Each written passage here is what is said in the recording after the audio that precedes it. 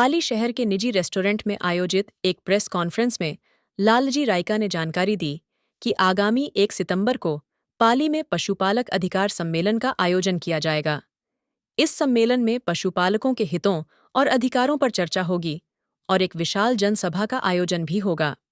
1 तारीख को हमारे जो पाली छात्रावास में पशुपालक अधिकार सम्मेलन कर रहे हैं, उस अधिकार सम्मेलन में सभी पशुपालकों को बुलाया है।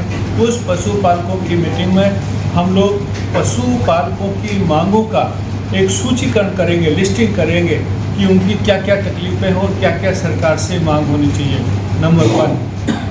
नंबर 2, हम लोग अभी एक संगठन के माध्यम से ये सब मांगे उठाने वाले हैं और हम लोग एक भारतीय पशुपालक संघ बनाने वाले हैं। जैसे किसान संघ होता है, ऐसे ही अभी एक पशुपालक संघ का निर्माण करेंगे और उस संघ के माध्यम से सरकार पे दबाव डालेंगे, नीति निर्माण के लिए दबाव डालेंगे ताकि वो पशुपालकों के हितों की रक्षा कर सके। इसके अलावा हम लोग कल हमारे जो सूरजपुर जहाँ छात्रावास है वहाँ से और अपना कलेक्टर ऑफिस तक एक 3.5 किलोमीटर की एक रैली निकालेंगे, एक आंदोलन की शुरुआत कर रहे हैं।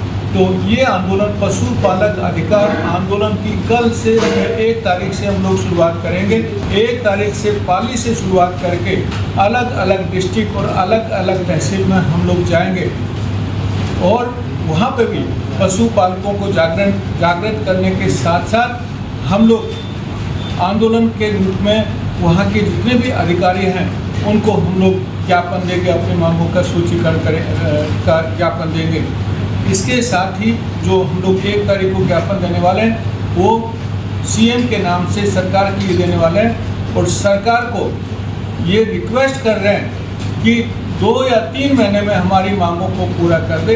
यदि 2 और 3 महीने में मांगे पूरा नहीं होता है तो हम लोग जयपुर जाएंगे और विधानसभा के सामने बहुत बड़ा प्रदर्शन करेंगे।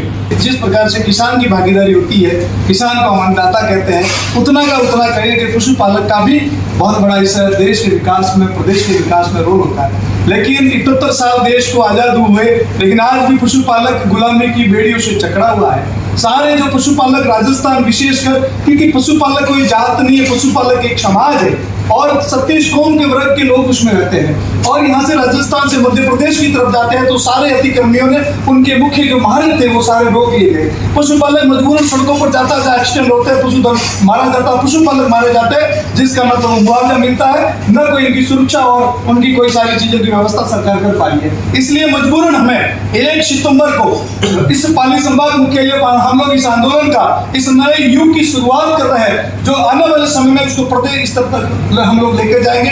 हम कहीं ना कहीं संवैधानिक तरीके से इस लड़ाई को लड़ेंगे और पशुपालकों के हक और अधिकारों को हम लोग कहीं ना कहीं पशुपालकों को संगठित करके अब पशुपालक अपनी लड़ाई खुद लड़ेगा। क्योंकि 78 ईयर्स हो गए, 71 साल में देश को आजाद हुए, जो जितने भी पॉलिटिकल तरीके से जो नेता पशुपालकों के ऊपर जो राजनीति करके कहीं ना कहीं सत्ता में काबिज हुए, लेकिन वो सत्ता तक पहुंचने के बाद पशुपालकों को भूल जाते हैं। अब पशुपालक जाग चुका है और निश्चित हम बड़ा आंदोलन करेंगे और 1 तारीख को इस देवनगरी की पावन पवित्र धरती पाली से इसकी शुरुआत हो रही है, जो आने वाले समय में हम लोग राज्य स्तर तक लेके जाएंगे। हमारी जो मुख्य मांगे हैं वो कहीं ना कहीं फॉरेस्ट में, आज जैसे सिरोही की बात की जाए तो सिरोही सानेसर जी के पास एक वाड़ा नाड़ा करके एक बहुत बड़ा फॉरेस्ट का एरिया है जहां पर लगभग 80,000 से ज्यादा पशुधन वहां पर अपना सारा के लिए करते हैं, लेकिन सरकार ने उसको भी रोक लिया।